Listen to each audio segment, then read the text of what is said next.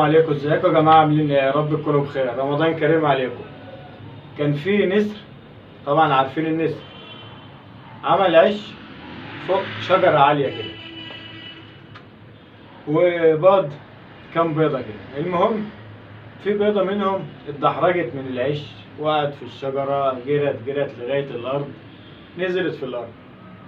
لقاها مين بقى؟ مجموعه فراخ كده. لقوا البيضه كده ايه، وفرحوا بيها بقى وقعدوا يلعبوا بيها وخدوها على العش بتاعهم. قعدوا يزقوها كده بقى برجلهم بالمنقار. المهم خدوها للعش بتاعهم، حطوها في وسط البيض.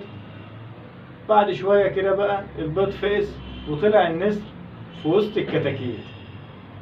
عاش معاهم بقى وياكل معاهم ورايح وجاي ويلعب معاهم، لما بقى عامل نفسه فرخة وكبر بقى فرخة في وسط الفراخ، وهو نسر بس مش عارف من جواه فرخة. ويبص على السماء ويبص على الطير اللي رايح وجاي ونفسه يطير، والفراخ تقول له عمرك مستحيل ما تعرف تطير، انت فرخة يا ابني، انت فرخة. ويبص ويشوف مجموعة نسور، يعني حاسس ان هو شبههم طايرين في السماء، ويبص لهم قوي كده، ويبص لهم قوي. انت بتبص على ايه؟ ده ممكن يكون حالك دلوقتي.